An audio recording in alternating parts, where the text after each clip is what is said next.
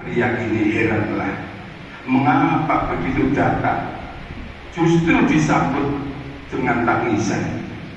Lalu pria ini bertanya kepada istrinya, ada apa ini? Mengapa engkau menangis begitu histeris? Lalu istrinya menjawab, mas, burung-burung yang di atas pohon itu sering melihat saya tanpa hijab dari jendela. Aku ini takut hal ini dihitung sebagai maksiat kepada Allah. Mendengar jawaban sang istri, suami sangat terenyuh oleh ketaatan sang istri yang sangat hebat dan luar biasa itu. Akhirnya dia cium kening sang istri. Lalu sang pria itu keluar dari kamar dan dengan sigap dia ambil kapak. Lalu dengan giatnya dia tebang pohon yang begitu besar di depan pekarangan rumah. Selesai menebang, tidak lama sang pria itu pergi lagi untuk bekerja cari nafkah. Ternyata seminggu setelah itu, sang pria ini pulang lebih awal dari biasanya. Namun betapa terkejutnya, betapa kagetnya, ibarat disambar petir. Ternyata dia mendapati istrinya justru tidur dengan orang lain. Hancurlah hatinya. Sang pria itu luluh lantak harapannya. Pusingnya 7 keliling.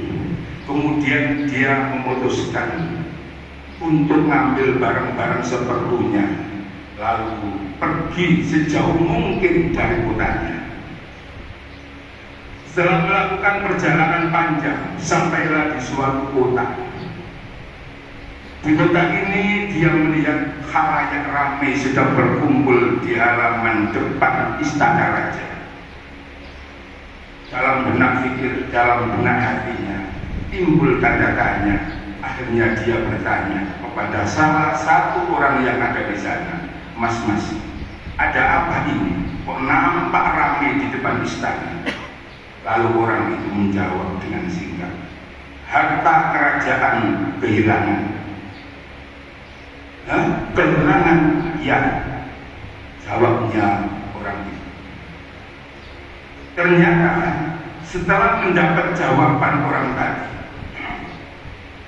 tidak jauh dari keramaian ada seorang kakek bersurban besar, berjubah kayaknya seorang ulama besar. Jalannya sambil berjinjit.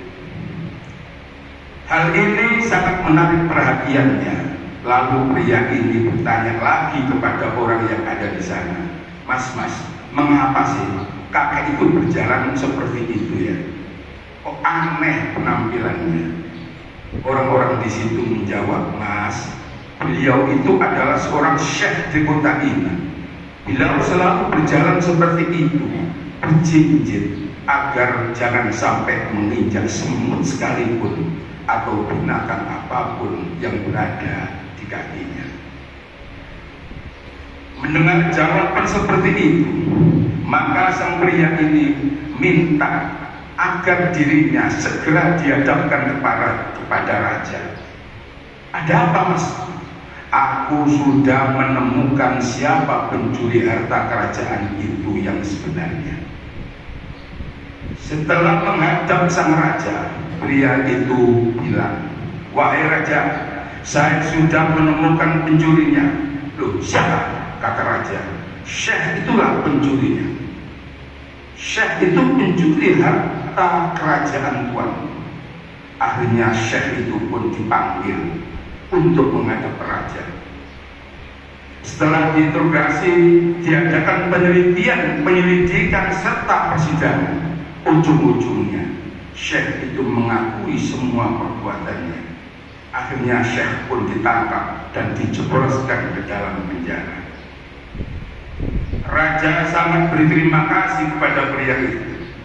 Dalam benak hatinya, raja pun bertanya karena sangat heran, kagum ilmu apa dan bagaimana cara pria ini bisa menemukan pencuri dengan begitu mudahnya. Lalu raja pun akhirnya tanya, bagaimana kau bisa tahu bahwa Syekh itu pencurinya? Sang pria menjawab dengan tegas, pengalaman hiduplah yang telah mengajariku bahwa orang yang berlebih-lebihan dalam menampakkan kesolehan pasti ada dan sedang menutupi sebuah keburukan dan kesalahan.